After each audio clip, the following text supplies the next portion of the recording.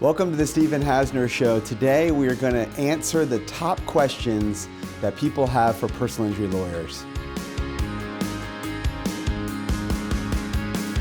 Question number one, do I have a case? So there are a lot of factors determining whether you have a case. For an auto accident, it's obviously important that the other driver is negligent for the accident. It's our burden to prove that. In addition, it can't just be property damage. Yes, you could have a property damage only claim, but there has to be a personal injury involved, meaning you've had to have been injured because of the accident. So getting medical care, having medical bills involved to support damages for the case is necessary to have a case. So for workers' compensation, you don't have to prove negligence. You just have had to have an injury or an accident that arose out of in the course of employment. So as long as you're an employee injured on the job, you can recover workers' comp benefits. If you have a question whether or not you have a case, you can obviously contact a personal injury lawyer. We have forms on our website. You can call us, talk to our intake team, and we can determine whether you have a valid case. Question number two, how much do you cost? Okay. The beauty of injury law, there's no upfront cost to obtain a consultation. We don't bill by the hour. We are called contingency fee lawyers. So we only recover on the case an attorney fee. It's contingent on us resolving your case, settling your case, getting you compensation. So if we don't get you any compensation, you don't owe us anything. In workers' comp, in an auto accident, it's a little bit different based on percentages of fees. Some things are statutory, some things aren't. So there's no fee to the lawyer, to us, until your case is resolved and we recover something for you. Third question, how many cases have you won? There's a lot to that question. There's a lot of wins that occur before trial. Most cases resolve, so then when you get full value for a case for a client, that's a win. So they may be denying liability, may be denying that the damages, the injuries, the medical bills are related to the case, but in that process of proving and litigating, and then that case resolves for full value and they get the compensation the client's supposed to receive. Technically, if it doesn't go to a hearing in front of a judge who's making a decision or in front of a jury, it's still a win, because they're telling you your case is worth $10 and then months down the road or years down the road, they're offering you full value for the case or policy limits. That's a win. Yeah, then I guess for you specifically then, you've had how many cases in your almost 30 years? We've handled thousands of cases. And would you say that the majority of those are, you've had little wins in each of them? Yes. Yes, almost all cases, there's some win in the case. Back in the day, everything went to trial. Now with alternative dispute resolution and mediations and these, the courts kind of push you to talk about resolving issues, not always the entire case, but litigation and pressure and aggressiveness will turn the case into some form of win for the client, and that's what we do every day. All right, number four, what is my case worth? Yeah, there's a lot of variables involved in determining what the value of the case is, and we get that a lot up front. We'll do an intake and talk to someone about their case. Well, what's my case worth? How much am I going to get? I mean, there's so many factors that lead to that, but again, a little bit difference in workers' comp and auto accidents or personal injury cases. But either way, it's determinative of, what are the damages involved? What kind of medical treatment you received? What are your medical needs? Obviously, a surgery case is going to have more value than a soft tissue case. A lot of times in auto accidents, even with significant injuries, it's how much are the insurance policies involved. That's why we recommend to people to have uninsured motorist coverage, because there's a lot of drivers with minimum limits. And let's say minimum limits in Georgia's 25,000. I've had brain injury cases and all we could recover is the 25,000 because there's no The person doesn't have their own insurance. There's limited policy limits. Now in workers' comp, it's not as tied. There's not a limit on the policy, but there's limited benefits that you can recover in workers' comp. There's weekly checks. There's a benefit for permanence of an injury. There's future medicals. So there's a lot of variables. And in workers' comp, it's how, unfortunately, I think this is unfair, but it's just the reality is if you're a lower wage earner, if you're making $200 a week, your value of your case, when you look to the exposure of the case, and the value is going to be lower than someone who's making $675 or $700 a week in a weekly check, because it's all about what is the exposure for the insurance company for your case. So generally, bigger injuries mean bigger value, but then that can, tie into, is there enough policy limits on the case, and then how much of a wage earner you are in workers' comp and the injuries involved will determine value. And then sometimes it's the timing. It's really hard to evaluate a value of a case up front, because even if you are surgical in workers' comp, but you recover well and you're able to get back to work, that means there's going to be less exposure for them for checks and for treatment when you get better. So that's what you're looking. There's no pain and suffering in workers' comp like there is personal injury. So again, that can affect the value of one case over another. So how you recover, how permanent the injury is and your medical needs are, obviously are going to raise the value of the case. Is there anything hard to look at? Is there an Excel spreadsheet? Yeah, there's no exact spreadsheet that tells you one injury is worth X. There is a benefit under the workers' comp system for permanence of an injury. You're given an impairment rating, and that equals a certain number of weeks of benefits. So let's example, you have a shoulder surgery, and just to make it easy on math, you have a 10% permanent injury, and they look to what's called a Guide to Evaluation of Impairment. It's a 5th edition of a American Medical Association guide. So that's 10% of 225 weeks. So that little table says 225, so 10% is 22.5 weeks times your weekly check amount. Again, significance of being, based on how much your weekly check is. But that's really not the value of the whole case. That's one benefit in addition to exposure for future weekly checks, future medical care. But in personal injury, it's just that is not a particular benefit. We're arguing pain and suffering, future medicals, if there are lost wages in the case, to come up with what the value is. And then we're negotiating on behalf, fighting, arguing. And again, like I said, you can go in front of a jury if they're not offering what's fair. Number 5, what are the odds that I win my case? Yeah, it is difficult to tell you odds. I mean, we can communicate the strength of a case. Clearly, if you're in an auto accident, the officer cites the other driver, it's easy to prove that they were negligent. Then it's our job to prove that your damages, your need for medical care, your medical bills are causally related to the accident. So of course we can talk to you what's the strength of it, but to say that we are 100% going to win this case in front of a judge, I mean, we just don't talk in that language. And if a lawyer does, that you really need to be careful, because there's nothing that's 100% in our world. Number 6, what is your typical day at work look like? Typical day at work, if we've got a trial that's upcoming and we're trying to get evidence, we're working on getting records or things that we need or didn't receive yet to get ready, scheduling things for the clients. So it's a lot of it's based on the busyness of that schedule. When it comes to upcoming trials or mediations and preparing for those, there's phone calls, obviously, communication with the client, making sure they're informed about their case. We like to block time throughout our days, and we recommend that for attorneys and paralegals, because it's really hard to get things substantively done on a case, whether it's writing a motion, writing a brief, writing a questionnaire to a doctor, writing demands, that you're blocking time when you're actually talking to clients so you can get the substantive work done on your behalf, because you can literally spend all day on the phone and then never get anything substantively done on the case.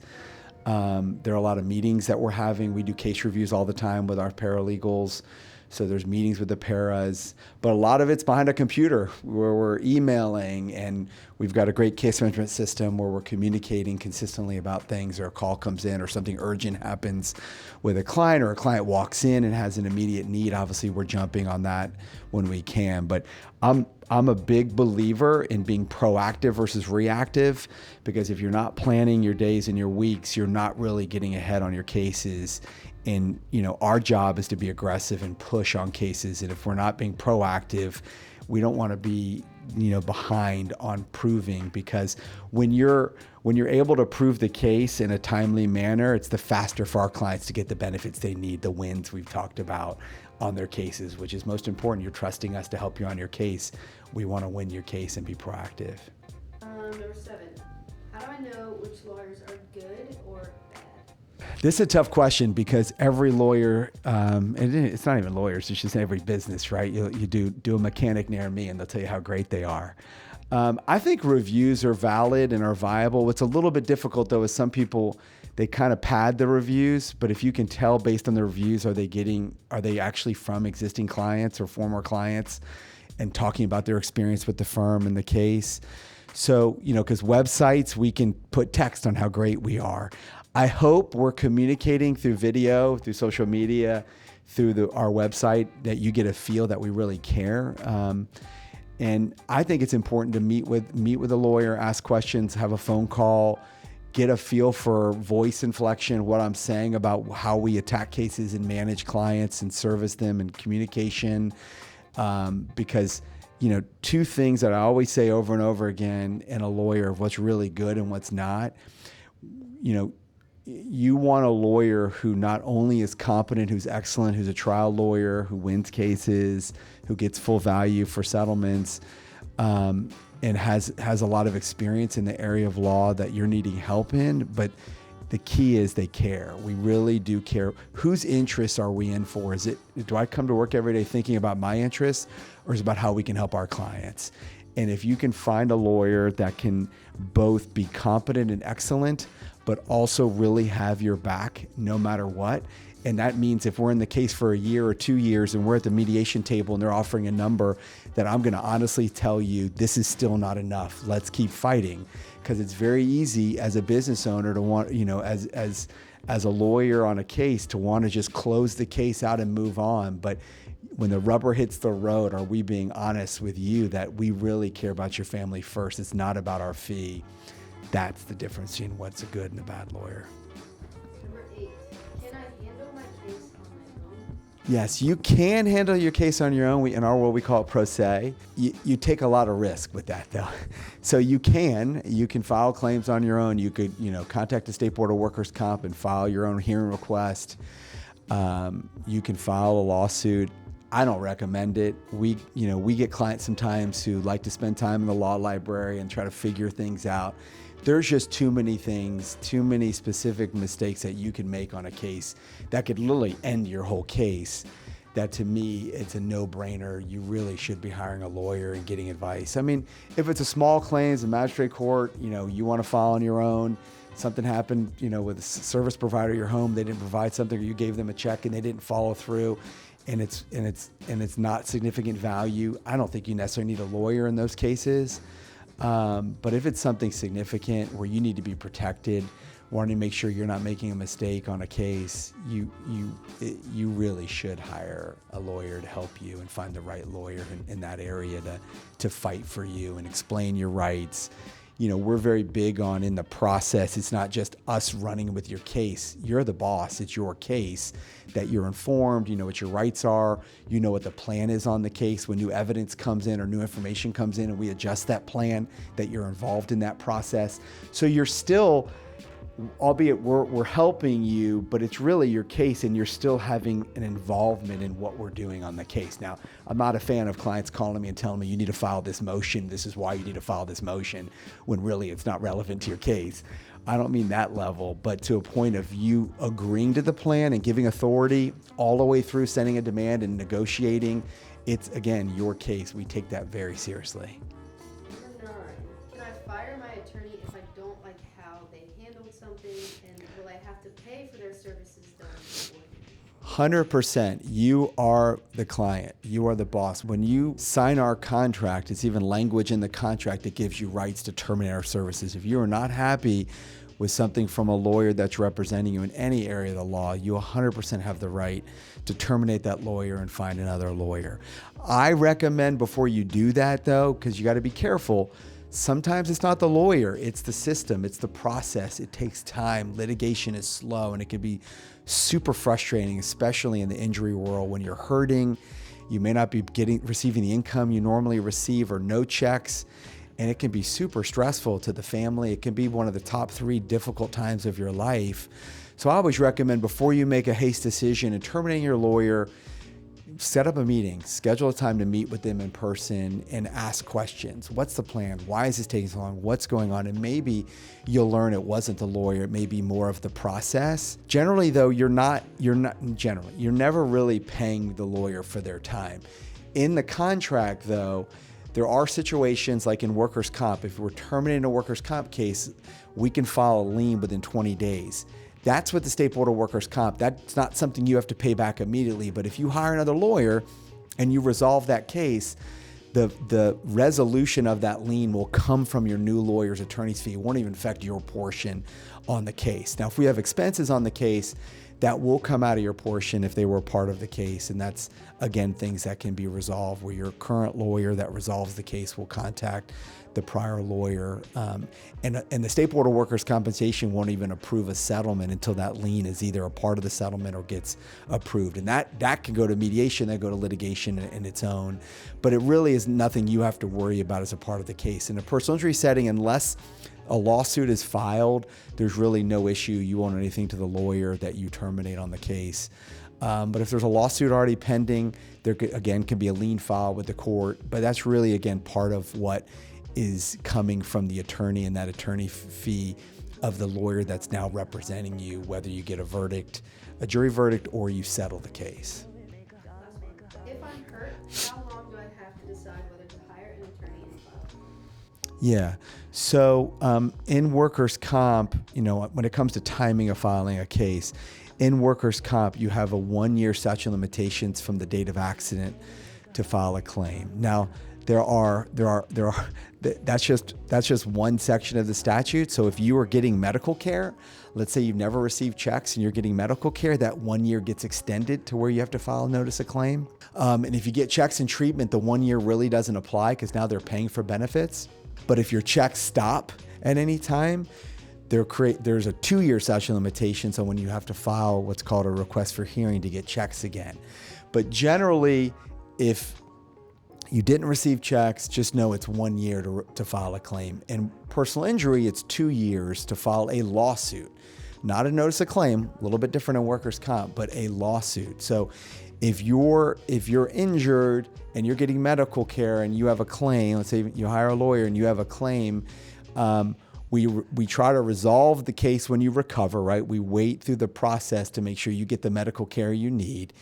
And then we have 2 years to file a lawsuit. So if we don't file a lawsuit, and let's say the case doesn't settle, we don't file a lawsuit, you would lose your rights to recover anything in that personal injury case. Well, that's it for today. Thanks for joining the Stephen Hasner Show. Hopefully answering these questions are helpful to you. Remember to like and subscribe, and I'll see you next time.